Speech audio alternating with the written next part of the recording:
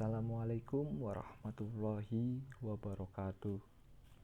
Yang terhormat Ibu Uum selaku dosen pengampu dan yang saya hormati teman-teman sekalian.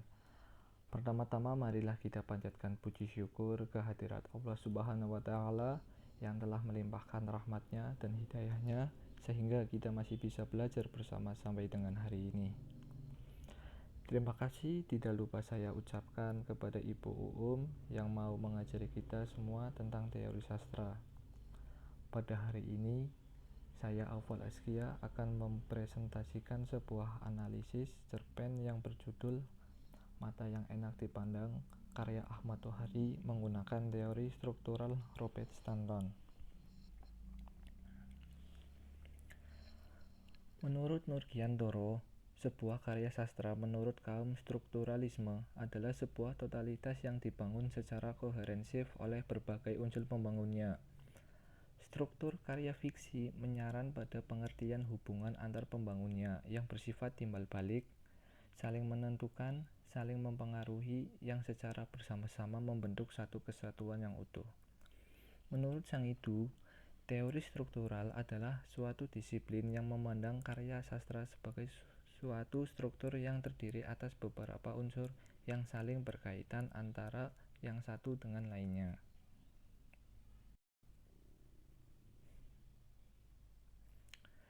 Teori struktural Robert Stanton ada 3. Yang pertama, fakta-fakta cerita, sarana-sarana kesastraan, dan tema cerita. Fakta-fakta cerita ada 3. Yang pertama alur, 2 karakter, yang ketiga latar. Sarana-sarana kesastraan juga ada 3. Yang pertama judul, yang 2 sudut pandang, yang ketiga gaya bahasa. Fakta-fakta cerita. Yang pertama, alur. Alur pada cerpen Mata yang Enak Dipandang karya Ahmad Tohari yaitu alur maju. Yang kedua, karakter. Karakter yang ada di dalam cerpen Mata yang Enak Dipandang ada 3, yaitu Mitra, Tarsa, dan teman-teman yang melek. Yang ketiga, latar. Latar pada cerpen Mata yang Enak Dipandang, yang pertama latar tempat, yaitu di seberang jalan depan stasiun. Yang kedua, latar waktu, yaitu di bawah matahari pukul 1 siang. Yang ketiga, latar suasana, yaitu kasihan dan sedih.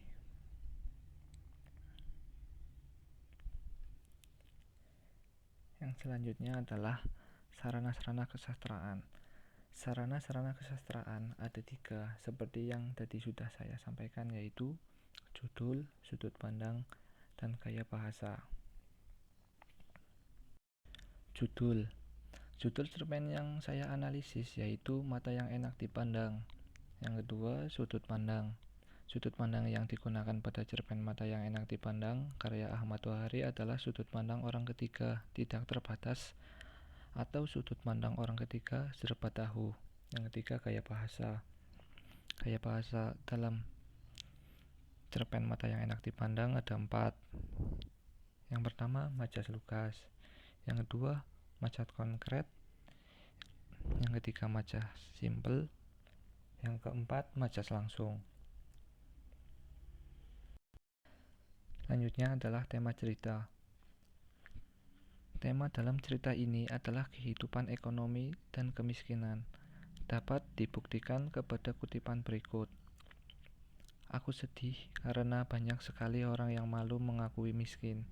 Banyak sekali orang yang bernama miskin karena selalu berusaha agar tidak tampak miskin. Mereka tetap miskin, malah banyak gunanya yang berdesak-desakan dan saling injak setiap ada pembagian beras dan sumbangan. Dan bisa ditipu setiap menjelang pemilu.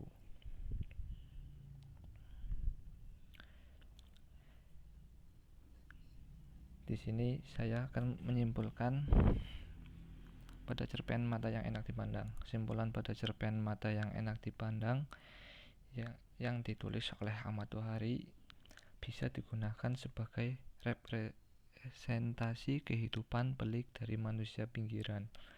Salah satunya terangkum dalam karya beliau dengan tajuk Mata yang Enak Dipandang. Di dalam buku ini, cerita-cerita manusia pinggiran yang luput dari kejeliaan mata manusia ditampilkan dengan narasi sederhana, terlepas dari nyata dan tidak cerita. Misinya menyadarkan pembaca bahwa hikmah juga bisa dipanen dari manusia pinggiran. Saya rasa berhasil.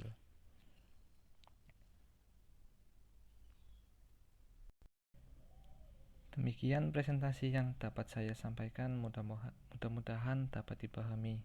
Terima kasih atas perhatiannya. Wassalamualaikum warahmatullahi wabarakatuh.